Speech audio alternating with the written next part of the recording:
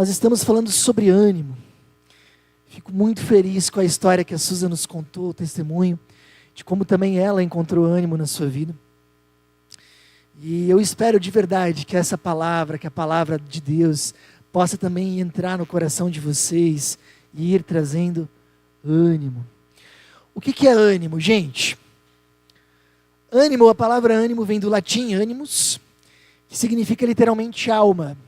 E desde muito tempo, essa palavra tem sido usada para falar da nossa força interior, para falar da nossa motivação, da nossa vontade de fazer as coisas, de vencer os desafios.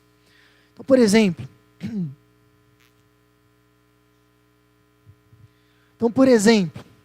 você levanta a mão, por favor, quem tem desafios. Por favor, vamos lá. Nossa, eu quero entrevistar quem não levantou a mão. Ah, agora sim, né? Muito bem. Todos temos. E quando nós passamos por um desafio, imagina comigo, às vezes a gente pode não ter vontade, não ir atrás das respostas que a gente precisa, não ir atrás das soluções, a gente estaciona. O que é isso? É desânimo. Agora, ao mesmo tempo, nós passamos por desafios, mas muitas vezes a gente vai para cima desses desafios. Se nós temos dúvidas, nós vamos atrás de respostas. Se nós temos problemas, a gente vai atrás de soluções. E a gente vai tentando e erra e continua, e persiste, até que a gente consegue aos poucos ir superando isso. O que é essa força interior da gente enfrentar os desafios que todos nós temos? Ânimo. Isso é ânimo. Portanto, nós percebemos que o ânimo é fundamental para a nossa vida. Platão, conhecido filósofo, certa vez afirmou: não desanimes, pois para os esforços árduos o ânimo é o maior aliado. Gente, se existe algo indispensável para nós lidarmos com os desafios da nossa vida, isso é ânimo. Se você não tiver ânimo, você vai parar, a gente perde tudo. Se a gente tem um problema no casamento e a gente não tem ânimo de vencer, se a gente tem um problema no trabalho, a gente não tem ânimo de enfrentar, a gente perde tudo. Agora, se a gente tem ânimo, por mais que a situação não esteja como nós queremos, nós temos grandes chances de em algum momento reverter. Guarda isso no teu coração. O ânimo é uma das principais ferramentas para nós enfrentarmos os desafios da vida. Albert Schweitzer fala, olha só, o sucesso não é a chave para a felicidade. A felicidade é a chave para o sucesso. Se você ama o que faz e mantém o ânimo, terá sucesso. Ama o que faz e mantém o ânimo.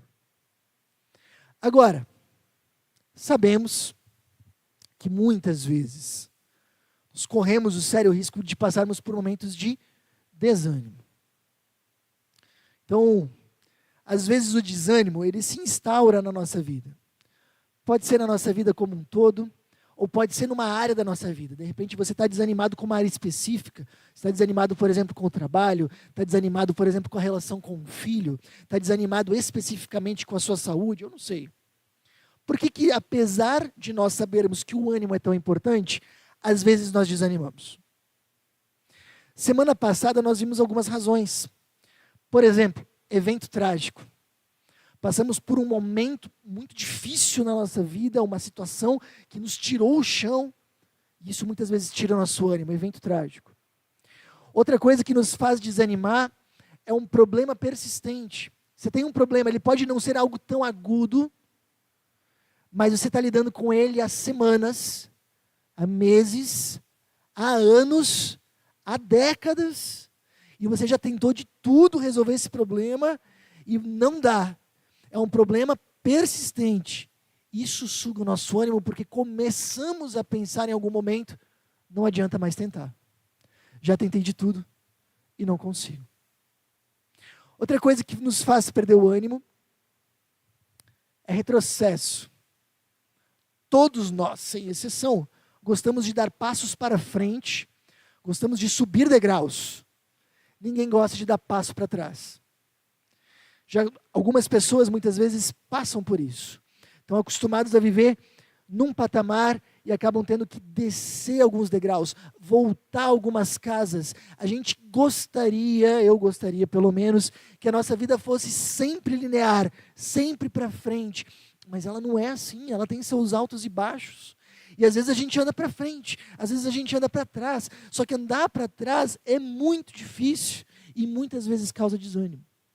Outro motivo de desânimo é solidão. Sentir-se sozinho. Sentir que você não tem com quem contar.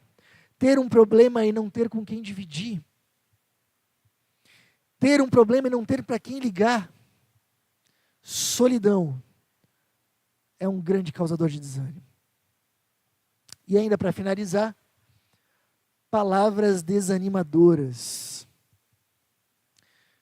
Eu acho que todo mundo já teve a experiência de estar num trabalho, em algum lugar, e de repente se ouve uma palavra ou uma frase que você não esperava, de uma pessoa que não esperava. Você já teve um dia estragado por causa de uma frase que alguém falou? Já teve? Eu já.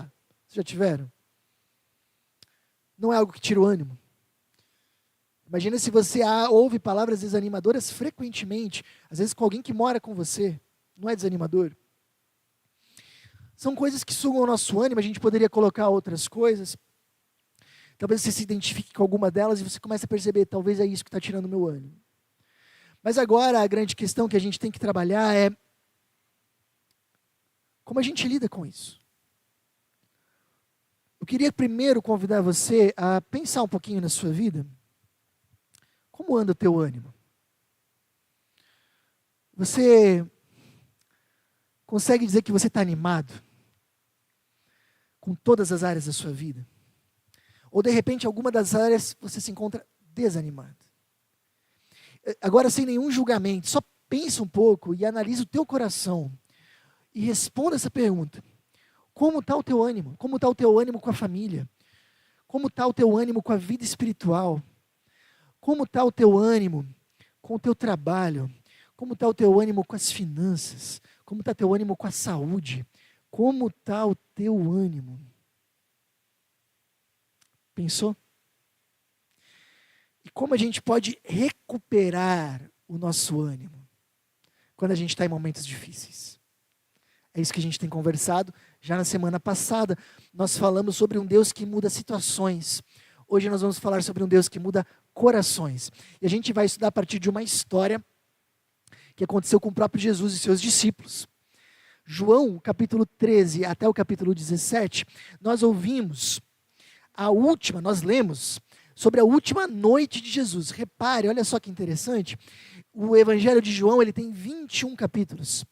Desses 21, João separou 5 para falar da última noite de Jesus. Quase um quarto do Evangelho fala sobre a última noite de Jesus com os seus discípulos, em muitíssimos detalhes.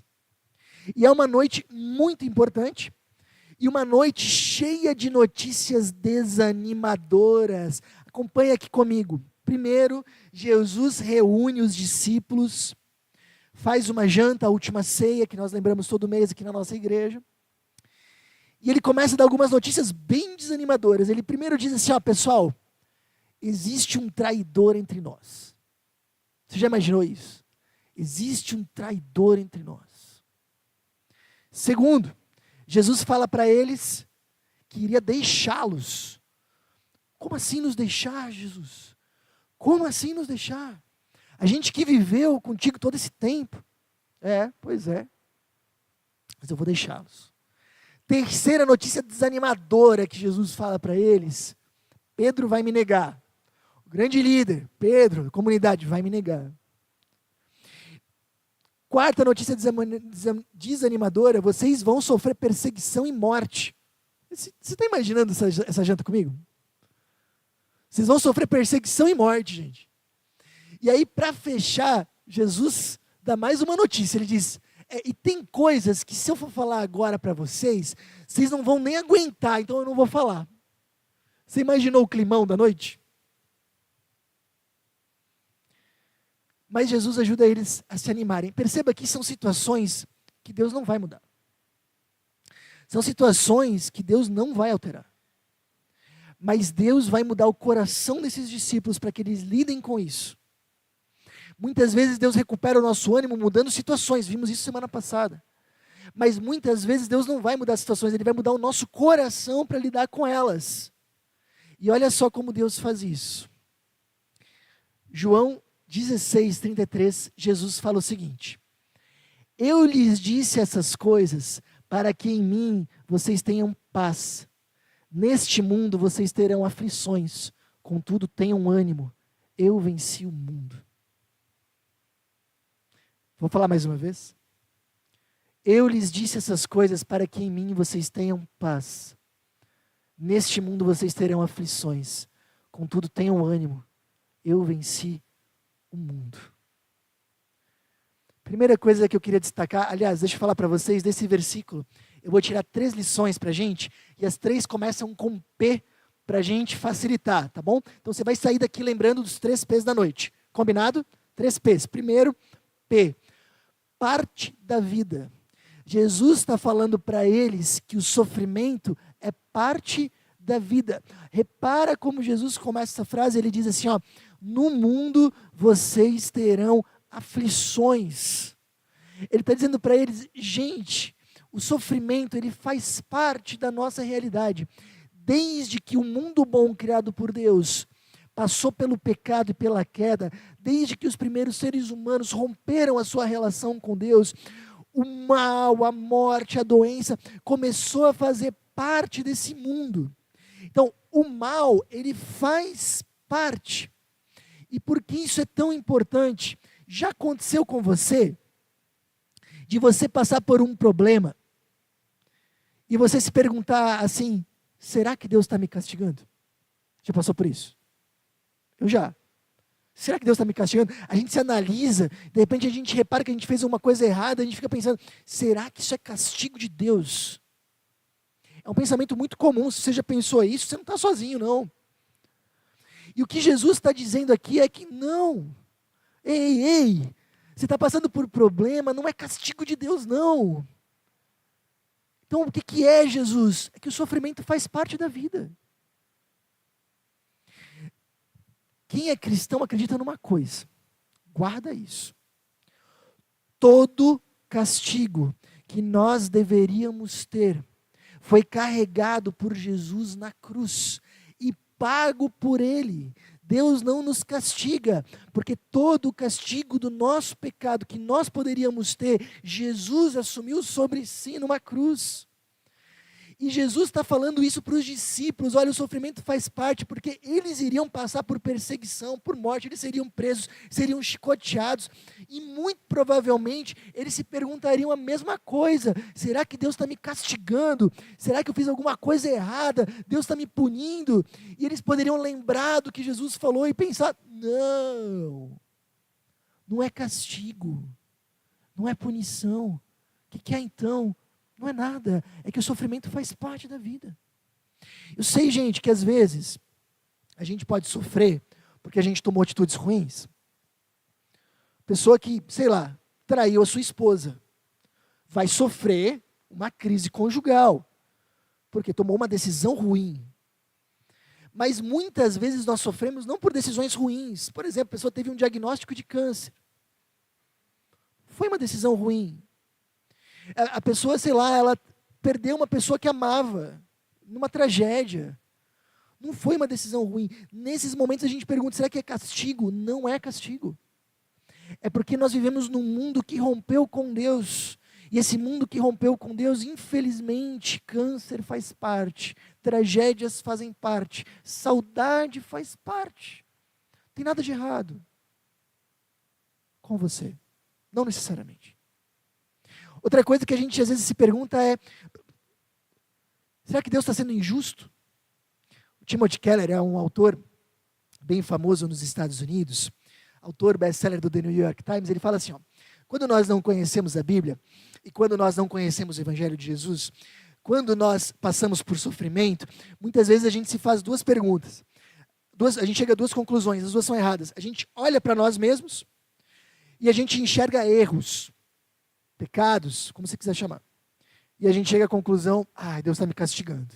E a gente se sente culpado e a gente fica cada vez mais amargurado. Ou a gente olha para nós e a gente não enxerga nenhum erro, nenhum pecado, a gente chega à conclusão, Deus é injusto. Deus está sendo injusto, porque eu não fiz nada para merecer isso. E o Timothy Keller fala, quem fala isso ou quem pensa isso não entendeu a Bíblia. Não é uma questão de justo e injustiça. Às vezes a gente pensa que Deus é aquele cara que fica sentado em cima da nuvem, olhando a gente, cuidando da nossa vida. E aí quando as pessoas fazem coisas boas, Jesus diz assim, aê, beleza, fez coisa boa, bênção para você. Fez coisa errada, castigo para você. Não é isso que a Bíblia fala, não. Jesus mesmo falou que Deus faz o sol nascer sobre justos e injustos. Ué? O que a Bíblia fala é que nós, como cristãos, desculpa dizer, não sei se você tinha essa ilusão, nós não estamos mais protegidos do que os outros. Às vezes a gente pensa assim, não, se eu crer em Jesus, eu vou estar mais protegido. Metade dos perrengues vão bater em mim e não vão vir. Não é assim que funciona. Nós estamos sujeitos aos mesmos problemas, porém vamos vivê-los de um jeito diferente. Então não é questão de Deus estar sendo justo ou injusto, e não é uma questão de Deus estar me castigando ou não. Então do que é, Jorge? Não, é que a gente vive num mundo em que o sofrimento faz parte da vida. No mundo vocês terão aflições, faz parte, não estranha. O mundo pós-queda, pós-pecado, ele é assim. Às vezes a gente também pode pensar que é falta de fé. A gente vive num mundo hoje que isso está muito em alta, né? As igrejas falam que se a gente crê em Jesus, a gente vai dar tudo certo na nossa vida, a gente vai ter conquista e conforto. Não. Olha a vida de Jesus. Foi uma vida confortável? Não foi. Olha a vida dos discípulos, foi uma vida confortável e aos olhos do mundo bem-sucedida? Não foi. E aí a gente, às vezes, isso não é Bíblia, tá, gente? Esse pensamento, ele se chama positivismo e não é bíblico. E aí, às vezes, quando a gente passa por perrengue, a gente pensa, será que é falta de fé? Não é. No mundo vocês vão ter aflições. Então imagina, os discípulos sendo presos depois, eles não precisavam pensar, será que isso é falta de fé? Será que eu pequei e Deus está me castigando? Será que Deus está sendo injusto? Não. O que eles poderiam pensar, gente? Eu estou vivendo num mundo em que o sofrimento faz parte, mas Deus está consertando isso. Então a gente começa a ver isso com mais naturalidade, e isso abre as portas para o que vem logo depois. Próximo P, pode seguir. O P de presença. Jesus diz assim, eu lhe disse essas coisas para que em mim vocês tenham paz. Neste mundo vocês terão aflições. Claramente na sua frase, Jesus está colocando aqui um contraponto. No mundo vocês terão aflições. Em mim vocês terão paz. Você já parou para pensar que muito da nossa frustração é porque a gente quer encontrar paz no mundo? A gente quer ter uma vida tão confortável e sem problemas aqui? Não vai dar. Jesus está dizendo, não vai dar. No mundo vocês não vão encontrar paz. No mundo vocês vão encontrar aflições. Aonde que nós vamos encontrar paz? Em Jesus. Em mim vocês encontrarão paz. No mundo aflições, paz em Jesus. Olha só, em João, capítulo 14, versículo 27, Jesus diz, deixo-lhes a paz, a minha paz lhes dou. Não dou como o mundo dá. Ele está dizendo, em mim vocês vão encontrar uma paz. Essa paz não é a paz que vocês encontram em qualquer outro lugar. É uma paz sobrenatural que vem de vocês estarem comigo, estarem na minha presença. O que significa é que o sofrimento, desculpa dizer, vai bater na sua porta de alguma forma. O salmista do Salmo 23, lembra? O Senhor é meu pastor, nada me faltará. Lembra do Salmo? Ele não diz, se você passar pelo vale da sombra da morte. Ele fala, quando eu passar pelo vale da sombra e da morte. A gente passa por momentos difíceis. Mas quando o mal, o vale da sombra e da morte, quando a dificuldade bater na nossa porta, a grande diferença é que a gente sabe para onde ir. A gente sabe como lidar com ele. E o que Jesus fala? Ele diz, venham até mim, vem na minha presença, e na minha presença você vai encontrar paz. Gente, eu vou dizer para vocês como eu tenho experimentado isso. Volta e meia acontecem coisas na minha vida que me tiram do equilíbrio. Acontece. Problemas em casa, acontece também na casa de pastor, acontece. Às vezes acontece problemas no meu trabalho, e me tiram o equilíbrio, me deixam angustiado, me deixam ansioso. Mas o que eu faço? Eu vou para o quarto.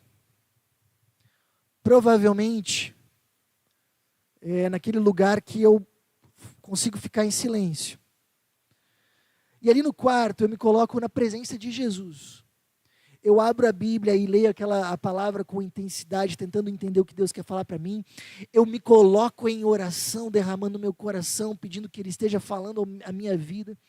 E muitas vezes, Deus vai falando e Deus vai reorganizando meu coração. E quando eu saio daquele quarto, o mundo ao meu redor não mudou 1 milímetro, mas o meu coração mudou. Eu estou sentindo uma paz. E essa paz não vem das situações que se organizaram, não. Ela é aqui dentro e ela vai me ajudar a organizar as situações. Você consegue perceber isso? Da onde vem essa paz? Se ela não vem do meu entorno, o que a Bíblia está dizendo ela vem de Jesus. É uma paz espiritual, é uma paz sobrenatural. E é difícil para mim explicar. Eu penso assim, imagina que você tem que explicar para uma pessoa como é que é o gosto do camarão para uma pessoa que nunca comeu. Já imaginou isso? Você vai tentar dizer o que se parece e tal, mas por melhor que tu fale e explique, a pessoa não vai ter uma ideia de qual é o gosto do camarão, correto? Qual é o melhor jeito? Qual é o melhor jeito? Experimenta. Você vem lá em casa sábado que vem, vai ter um camarãozinho bem caprichado, você vai saber como é que é o gosto.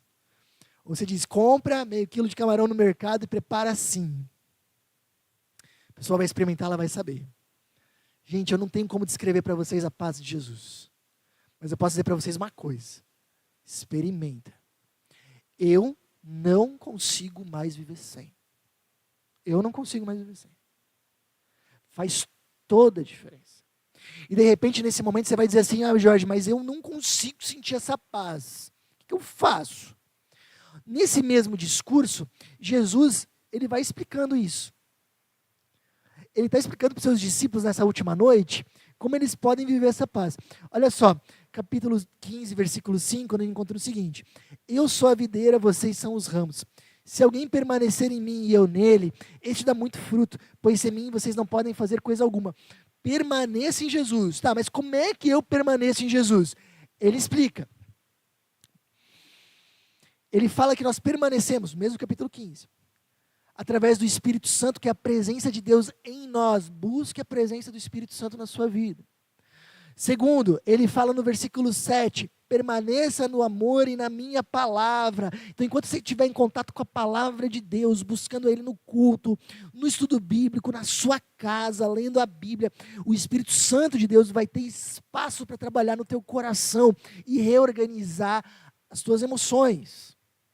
E por último, Jesus fala na prática do amor uns pelos outros. Enquanto você praticar o amor, enquanto você estiver conectado com as pessoas que Deus colocou na sua vida, enquanto você estiver conectado com as pessoas que estão ao seu redor aqui da comunidade, o Espírito Santo vai ter espaço para preencher a sua vida. Vamos fazer o seguinte, vira o seu rosto para a direita. 1, 2, 3, valendo. Vira o seu rosto para a esquerda. Você viu as pessoas, agora volta para mim. Para frente, para cima não precisa, para baixo. Você viu as pessoas que estão ao teu redor? Continua conectado com elas, porque muitas vezes Deus vai falar ao teu coração através delas. Deus vai falar ao teu coração através delas. Se você não experimenta essa paz, aprofunda o seu relacionamento com Jesus. Quanto mais profundo é um relacionamento, mais ele faz diferença na nossa vida, não é? Aprofunda esse relacionamento através da palavra, do convívio com os irmãos, das pessoas que vão aqui, através da oração. Deixa o Espírito Santo se mover no teu coração. Primeiro P, sofrimento é parte da vida. Faz parte da vida, não estranha, não se vitimiza, não afunda em amargura, ele faz parte da vida. Como cristãos, nós não estamos super protegidos. Porém, nós enfrentamos os problemas com algo muito especial. Segundo P, a presença de Jesus em meio à dor. Isso faz toda a diferença. Lembre, faz parte. Não precisa ser castigo nem injustiça de Deus. E aprenda a buscar a presença de Jesus, que Ele vai renovar teu coração. Terceiro e último P, ele é o P da perspectiva. Isso é muito importante. Jesus diz: tenham ânimo, eu venci o mundo. Os discípulos, os seguidores de Jesus, vamos dizer assim, deixa eu voltar aqui. A Bíblia, ela conta a história do mundo em 6 pontos. Nós, como cristãos, devemos tentar enxergar o mundo através desses 6 pontos, sobre essas lentes. Os discípulos só conheciam os 3 primeiros pontos, e Jesus aqui está explicando para eles os 3 últimos. O primeiro ponto que nós acreditamos, e que os discípulos também já sabiam, é que esse mundo bom foi criado por um Deus bom, e foi criado perfeito. Um mundo onde não havia morte, não havia injustiça, não havia dor, não havia doença, não havia separação, não havia saudade. Mas um dia os nossos primeiros pais romperam o relacionamento com Deus. Quando eles comeram daquela fruta que era um símbolo da relação, eles estavam dizendo: Deus, nós não reconhecemos a tua autoridade sobre a nossa vida. É como se eles dissessem assim: Deus, a gente vive no mundo que tu fizesse, mas a gente não quer te reconhecer como o rei supremo da nossa vida. Nós queremos ser os nossos próprios reis. Nós queremos decidir o que é bom, o que é mal. Nós queremos viver a vida do nosso próprio jeito.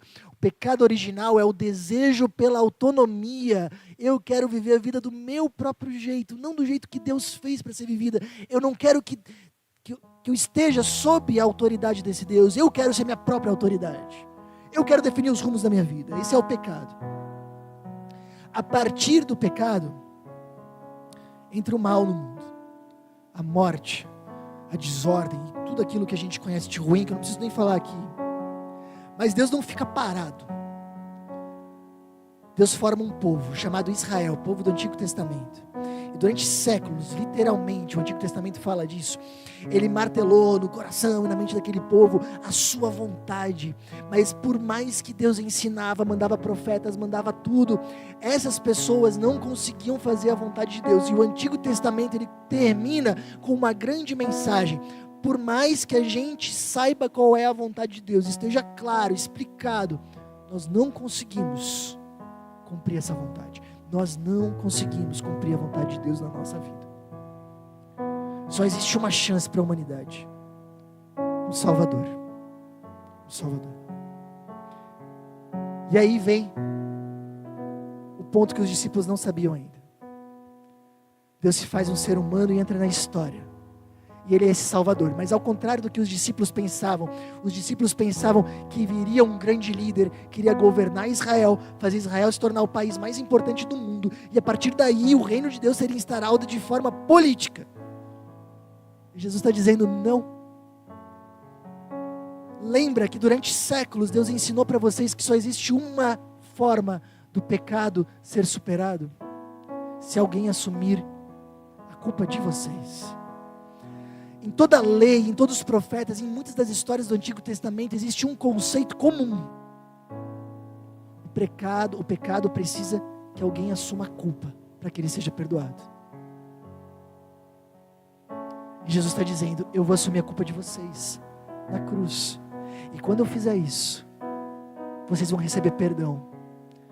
O relacionamento com Deus vai ser reconectado e vocês vão experimentar a minha paz. Eu sou o Salvador. E eu vim começar esse reino no mundo, mas não vai ser um reino político, vai ser um reino espiritual. quando vocês me verem naquela cruz, pode não parecer, mas eu vou estar vencendo o mundo, carregando o peso do pecado nas minhas costas.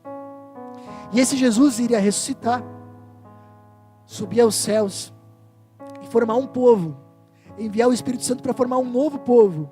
Esse povo não se chamaria mais Israel, se chamaria igreja, pessoas de todas as línguas e nações que iriam se reunir para adorar esse Deus e para, de alguma forma, fazer com que outras pessoas conhecessem o seu amor, para que quando esse Jesus for voltar e instaurar o reino de forma visível nesse mundo que nós vivemos, essas pessoas que viviam em rebelião no pecado pudessem já ter se convertido a esse Deus e poderem fazer parte desse reino.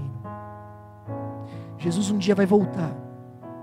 Deus um dia vai intervir nesse mundo, para que esse mundo aqui seja reconstruído, volte a ser um mundo bom e perfeito, onde não vai ter mais maldade, onde não vai ter mais sofrimento, onde não vai ter mais câncer, onde não vai ter mais saudade, onde não vai ter mais tragédia, onde não vai ter mais desemprego, onde não vai ter mais falsidade. E isso é real, um dia vai acontecer. E isso muda a perspectiva de como a gente vive as coisas. Olha só, uma vez, um pastor chamado Francis Chan, ele ensinou de uma forma que eu acho linda. Eu já usei esse exemplo, quero repetir. Imagina que esse cordão aqui é a sua vida. Os 40, 50, 60, 80, 100 anos que você pode viver nesse mundo, beleza? Vamos imaginar que você passou por um problema de doença, que te ocupou 10 anos. Vamos dizer que esse cordão é 80 e te ocupou 10 anos. Então o problema de doença de 10 anos foi mais ou menos isso aqui. Bastante, né? É significativo. Vamos imaginar que dos 80 anos, você passou 40 anos em crise. Essa parte aqui da sua vida. Bastante? É bastante? Bastante, né? Imagina que você perdeu uma pessoa querida e você teve que aguentar 50 anos de saudade. É mais ou menos isso aqui, é bastante? Sim ou não? Jesus está dizendo, não olhe a sua vida assim não. Sabe por quê? Porque eu venci o mundo. Eu venci o mundo. A vida de vocês não é isso aqui. Epa, esquece. Imagina diferente. Imagina que sua vida é isso aqui, ó. Os 40, 50, 60, 70, 80 anos que você vive é isso aqui, ó. Essa partezinha vermelha, tá vendo? Mas depois que você morrer, se você crê em Jesus, Ele conquistou um futuro eterno, Ele venceu o mundo. E a sua vida continua, e continua para a eternidade. Imagina que essa corda aqui, ela não termina. Ela vai chegar lá no final do clube, mas ela vai continuar. E ela vai seguir. Ela vai chegar na Argentina, e essa corda aqui ela não termina. Ela vai chegar para o Chile, ela não terminou. Ela vai atravessar o Oceano Pacífico, não terminou ainda. Ela vai chegar na Ásia, ela ainda não terminou. Ela vai atravessar a Ásia inteira, chegar na África, ela ainda não terminou.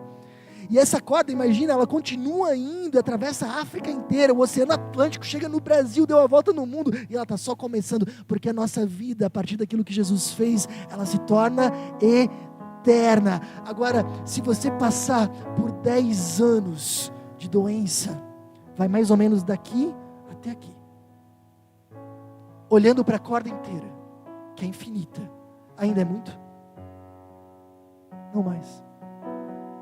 Se você passar por 40 anos de crise, vai daqui até aqui, mas todo esse resto aqui, não. Se você passar por 50 anos de saudade, é daqui até aqui. Tudo isso aqui não. Por quê? Porque Jesus venceu o mundo e conquistou para você uma herança eterna. E eu fico imaginando os discípulos na prisão. E a Bíblia fala que quando eles foram presos, aquilo que Jesus falou aconteceu mesmo. Eles estavam cantando e orando de alegria. E você se pergunta, por quê? Se eu tivesse lá e dizer, como é que você está cantando, você está preso, você acabou de ser chicoteado. Tenho certeza que os discípulos diriam, porque Jesus venceu o mundo. E a minha prisão, e a minha perseguição vai daqui até aqui. Mas depois, tudo isso aqui, não vai ter mais nada. Eu vou estar na glória eterna, com Jesus, no mundo bom e perfeito, que era para ter sido desde o início. Essa é a perspectiva que Jesus quer que você encare as suas dificuldades. Um dia, Ele restaurará o mundo. Viva nessa ótica. E eu queria te convidar, pode passar, mais uma também, a refletir um pouquinho. Aqui estão os 3 P's: parte da vida, presença e perspectiva. Se você viver dessa forma, tenho certeza que na hora do desânimo, você vai encontrar ânimo. Você vai encontrar ânimo. E eu queria que você pudesse refletir um pouquinho na sua vida. Você tem desanimado com as situações? Se você tem desanimado com as situações, busque a presença de Jesus. Não se afaste, se aproxime. Veja a sua dor na perspectiva da história como um todo. Veja a sua dor na perspectiva da história como um todo. Lembra da corda? Se você desanimou na vida de fé, recomece. Muitas vezes eu vejo pessoas que começam animadas buscando a Jesus, mas vão ficando para trás, acontece uma coisa, acontece outra, e vão deixando, e vão ficando. Recomece. Não espere mais. Não protele mais. E por último, se você passou por um momento de desânimo até com a nossa igreja, eu tenho visto e acompanhado o coração de algumas pessoas, e essa palavra agora, esse momento, é mais para quem faz parte da igreja. Eu sei que essa ideia de nós não termos um espaço, talvez desanimou algumas pessoas, de nós montarmos e desmontarmos tudo. Ou eu sei que às vezes, talvez outras situações trouxeram desânimo para você. Eu queria muito te incentivar e dizer: Deus tem nos dado uma nova história, um novo momento. Vem fazer parte. Vem fazer parte. Se você um dia convidava pessoas para estar aqui no culto e você parou de convidar, volte. Se você vinha todo domingo, quando estava na escala e quando não estava, e de repente você começou a relaxar, volte. Vamos fazer parte desse momento que Deus está nos dando. Vamos recomeçar. Vamos reencontrar ânimo. Às vezes a gente tem que começar com atitude, para depois o sentimento nos seguir. Eu tenho 2 recados rápidos para você que tem acompanhado as nossas mensagens. Primeiro, eu queria muito te encorajar, se for possível, a você participar dos nossos encontros presenciais. É uma forma de nós podermos nos conhecer e de você poder aprender ainda mais com a gente. Segundo recado, se você deseja contribuir financeiramente com a nossa comunidade, todos os nossos dados bancários estão aparecendo agora na sua tela. Essa é uma forma importante de você nos ajudar a espalhar ainda mais a mensagem de Jesus para fazer a diferença no coração de ainda mais pessoas. Pense nisso. Até a próxima!